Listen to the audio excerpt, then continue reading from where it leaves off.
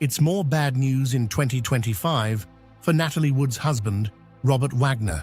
Investigators just revealed more damning details about his involvement in Natalie Wood's mysterious drowning of 1981. And if you have noticed a reduction in his public appearances, reports say the 95-year-old is too consumed by guilt to face the truth. But what is the truth? The reports from eyewitnesses on that fateful day state that the actress vanished during a late-night trip on her husband's yacht, the Splendor. However, it was also reported that he was the one who stopped the captain from starting a search, and later, when the case was reopened, he refused to cooperate. It's more than 4 decades since the tragic event took place, and the questions around that night never really went away, making it one of Hollywood's darkest mysteries. To begin to unravel this mystery, we have to go back to the very beginning.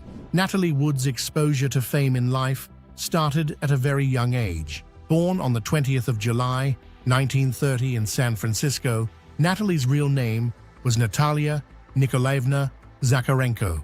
Her parents, Maria and Nikolai, were Russian immigrants who came to America hoping for a better life. But since they have very little, the family was open to every opportunity, and it came in the most random way. When Natalie was 4 years old, her family had moved to Santa Rosa, California, and one day, a movie was being filmed near where they lived, and Natalie caught the attention of the crew.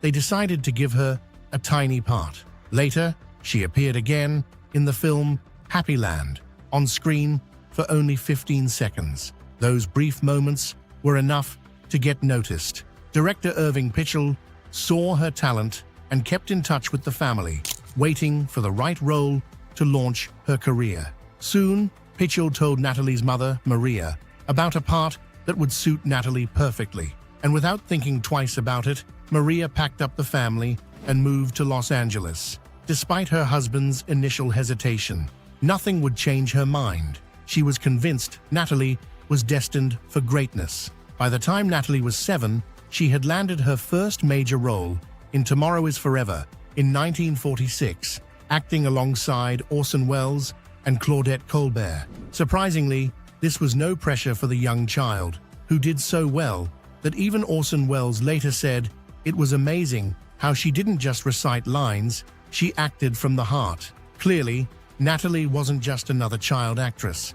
Everyone was starting to notice. She soon signed with 20th Century Fox and landed a role as Gene Tierney's daughter in The Ghost and Mrs. Muir. Her true breakthrough, however, came later that same year in Miracle on 34th Street. In the film, she played a smart little girl who did not believe in Santa Claus. The movie quickly became a Christmas classic and made Natalie a household name. After Miracle on 34th Street, she became one of the most famous child stars in Hollywood. Her popularity grew so much that she was even invited to take part in Macy's Thanksgiving Day Parade, which was a rare honor for someone so young. But behind the fame, life as a child actor was far from easy. California law required child performers to spend at least 3 hours each day in school while filming. To meet that rule, Natalie studied on set, keeping up with her lessons until she turned 18. She was a straight-A student who excelled in math. Director Joseph L. Mankiewicz, who worked with her on The Ghost and Mrs. Muir, once called her the smartest child he had ever met. Acting may have seemed like a dream job, but the reality was harsh. By the time she was 8 years old, Natalie was working as many as 12 hours a day, 6 days a week. The demands were constant, and few people worried about how badly it affected her.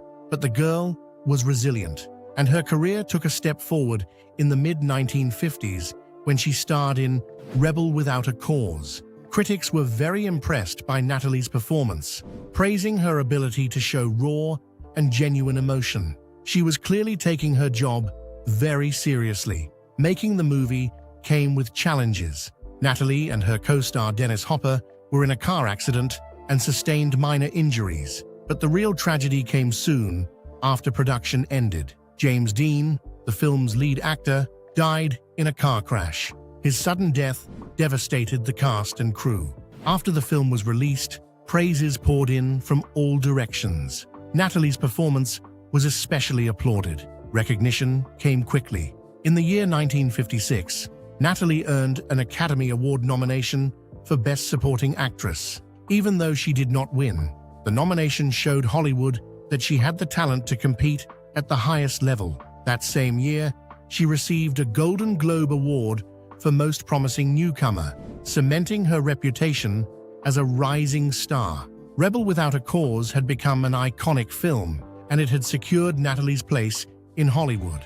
But success came with a price. The young Natalie had to deal with complicated relationships and the pressures of growing up in front of the public. She was only 16 years old when she began a relationship with Nicholas Ray, who was 43 at the time. Many believed this was part of her commitment to her role as she threw herself into Judy's troubled world. 2 years later, she admitted she looked back on that relationship with regret, describing it as painful and something that should never have happened. Despite these personal issues, Natalie's career was soaring. She had successfully transitioned from child actress to leading lady. She established herself as one of Hollywood's brightest talents with 2 unforgettable performances. In Splendor in the Grass, she played a young woman struggling with heartbreak and mental illness. The performance was so powerful, and the movie was a major success, which earned her a 2nd Academy Award nomination. Immediately after, she starred as Maria in West Side Story, one of the most beloved musicals in history. She played a Puerto Rican girl who falls in love with a boy from a rival gang. West Side Story became a massive hit, winning 10 Academy Awards, including Best Picture. In 1963, she took on a daring new role in Love with the Proper Stranger, playing a woman facing an unplanned pregnancy. The role earned her a 3rd Academy Award nomination and strengthened her reputation as a powerhouse actress. These roles marked a turning point in Natalie's career. Barely in her mid-20s, Natalie had established herself as one of Hollywood's most important actresses. But for Natalie, it wasn't enough. She wanted to be better. Success made her feel trapped. She had become so good at playing certain roles, and this became the only roles she was being offered. She wanted more challenging work, and so in the mid-1960s, she made a shocking move. She paid $175,000 to break her contract with Warner Brothers and also turned down major films like Barefoot in the Park, believing they would not help her grow as an actress. But stepping away from the Hollywood system came with consequences. She became less visible, and offers slowed down. The pressure of shaping her own career while also dealing with personal struggles became overwhelming. That same year, she attempted suicide by overdosing on sleeping pills. She survived, but the event forced her to step back and reevaluate everything. So taking a break from acting, she decided to let go of her entire team and focus on her mental health. 3 years later, she returned to the screen in 1969 and starred in Bob and Carol and Ted and Alice, an unconventional film that became an instant hit. As the 1970s began, Natalie shifted her focus from big films to television so she could spend more time with her family and adjust to the changing entertainment industry.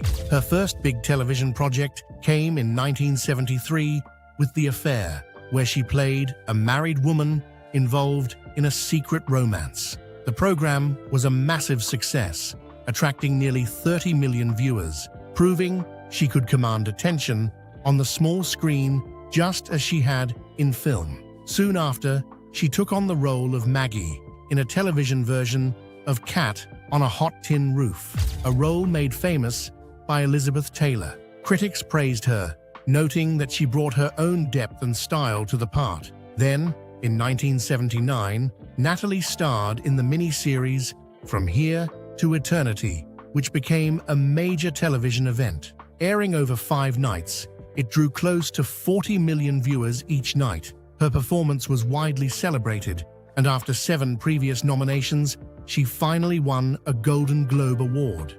Natalie's personal life also changed during this period. She had married Robert Wagner, and it was all she had wished for as a little girl. She once told her mother that she would marry him someday. When she turned 18, that dream came true. They began dating, and their whirlwind romance led to a wedding on December 28, 1957, in Scottsdale, Arizona. To the outside world, they were Hollywood's golden couple, but behind closed doors, things were not as perfect. As Natalie's career soared, Robert's slowed down, and the difference created tension. By the early 1960s, their marriage was in trouble. Some stories suggest that Natalie once found Robert in a compromising situation with another man in their home, something that would have caused a scandal at that time if true. Whatever the reason, their relationship fell apart. They separated in June of 1961, and by April 27th of 1962, the divorce was final. After the split, Natalie began dating Warren Beatty, but their relationship was stormy and full of constant fighting. She later admitted it was emotionally exhausting. Robert, on the other hand, struggled deeply after losing her. He left Los Angeles and spent time in Europe, trying to heal. Natalie's second marriage was to British producer Richard Gregson, a man she met through their mutual friend Robert Redford. After 3 years of dating, they married on May 30th, 1969, in a Russian Orthodox ceremony in California. At first, this seemed like the fresh start she needed. Having gone through divorce and emotional turmoil before, Richard gave her a sense of stability. Their happiness grew when they welcomed their daughter Natasha in September of 1970. But soon, things began to change. As Natalie put her energy into motherhood, Richard grew distant. Eventually, he had an affair with Natalie's secretary. When she discovered the betrayal, she was devastated. She confronted him immediately, threw him out of their home, and filed for divorce on August 4, 1971. Though the heartbreak was painful, Natalie focused on raising Natasha and moved forward with strength. In 1972, a decade after their divorce, Natalie and Robert crossed paths again. During their time apart, both had married other people. Robert had married actress Marion Marshall, and Natalie had married Richard. By early 1972, both were single again, and in January of that year, they rekindled their romance. Friends told Natalie to take it slow, but she believed that she and Robert had grown and changed, and that their love was stronger the second time around. Their reunion was fast and intense, and by July 16, 1972, they married again. Their second marriage seemed stronger than the first. Natalie and Robert welcomed their daughter together, and Robert also embraced being a stepfather to Natasha. For a while, their family life seemed perfect, filled with love and a sense of renewal.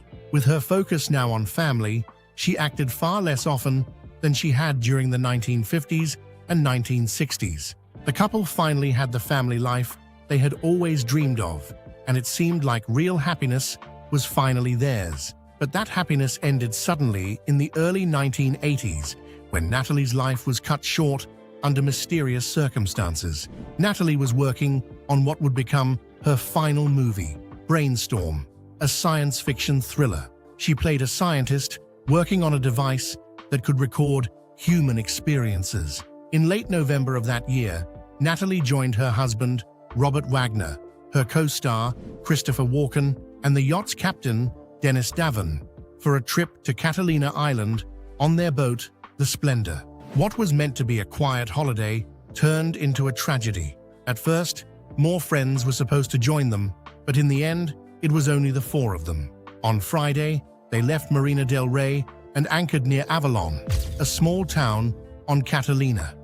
Natalie, Robert, and Christopher spent the day shopping and drinking, while the captains stayed with the boat. Everything seemed normal, but the next night would change everything. On Saturday, Robert decided to move the yacht to a quieter spot because the weather was turning bad. The night was cold, windy, and the waters were rough. That evening, they went to Doug's Harbor Reef, the only restaurant in the area. They arrived early in the evening and spent hours drinking champagne, wine, and cocktails. By the time they left, They were very drunk. The staff later recalled how intoxicated they had been. Not long after they returned to the yacht, voices were raised. Robert reportedly shouted, "Get off my boat." Around this time, a woman named Marilyn Wayne and her boyfriend John Payne, who were on a nearby vessel, heard a woman's voice crying for help. The voice kept calling, "Help me someone, I am drowning," for about 15 minutes before it stopped. According to them, the voice seemed to come from the direction of the yacht Splendor. They also claimed to hear a man, who sounded drunk, replying, "Okay, honey." Later, Natalie was found dead. In the investigation of her death, the new details from Marilyn Wayne added that Natalie once confided to her that Robert had threatened to kill her. If these words were true, they suggested that Natalie's marriage was far more troubled than people knew. Another mystery was the delay in raising the alarm. The Coast Guard was not contacted until early in the morning, more than 4 hours after she had last been seen. The rescue boat captain, who eventually found her body, said he wasn't notified until almost 6 hours later. That delay only added to suspicions about how her disappearance was handled. An autopsy revealed her blood alcohol level was high, and she also had painkillers and motion sickness pills in her system. The mix of alcohol and medication, combined with the strange circumstances, deepened the doubts about what really happened. There were also reports of a heated argument between Natalie and Robert that night, described by witnesses as filled with tension. In August of 2012, the case took a major turn. For many years, Natalie's death certificate listed the cause as accidental drowning, but after months of fresh investigation, the record was changed to drowning and other undetermined factors. During this time, Wagner's own story began to shift. He admitted that there had been heavy drinking that night and that he had argued with actor Christopher Walken about Natalie's career. He confessed that he lost his temper, picked up a wine bottle, slammed it on the table, and shattered it. This admission stood in sharp contrast to his earlier statements, which downplayed the seriousness of the night. His words now lined up more closely with what Captain Dennis Davin had been saying for years, that the night on the Splendor was far more chaotic than Wagner first claimed. The inconsistencies in Wagner's statements, along with the change in Natalie's official cause of death, marked a turning point.